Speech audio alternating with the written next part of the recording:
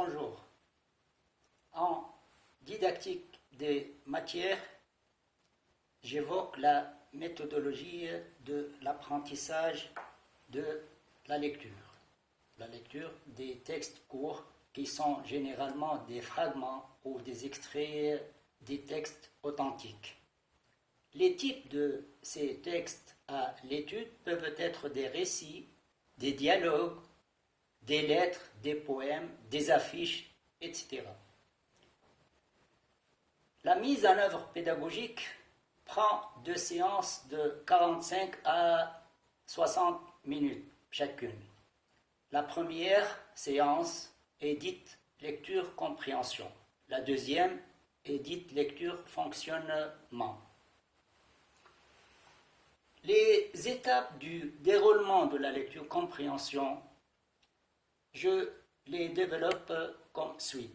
Tout texte à l'étude devrait être anticipé depuis l'activité de l'expression orale, qui, par son contenu, embrasse le texte de lecture, et ce, dans le cadre de l'enchaînement et la complémentarité des activités, dans un processus d'apprentissage spiralaire.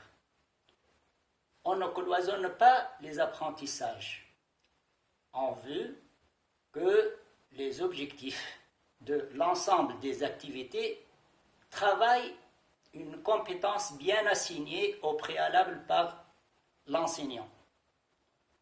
Première étape, c'est une étape qui est implicite et elle est l'anticipation.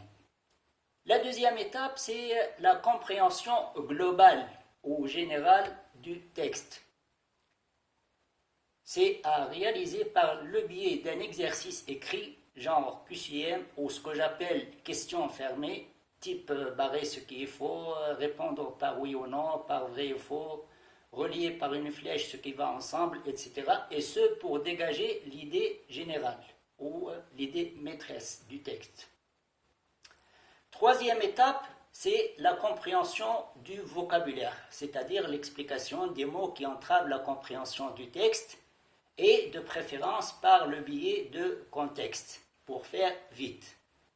Le recours au dictionnaire est utile pour les petits tout comme pour les grands, mais on le laisse pour d'autres activités qui nous permettent de le faire avec un temps beaucoup plus large. Quatrième étape, c'est la fixation des idées essentielles, et ce par le biais des exercices écrits. En matière de lecture, on écrit essentiellement, plus qu'on parle. Pourquoi ? Pour éviter que ça soit une séance d'expression orale ou de communication orale, sachant que la lecture d'un texte est évidemment une préparation à la production écrite.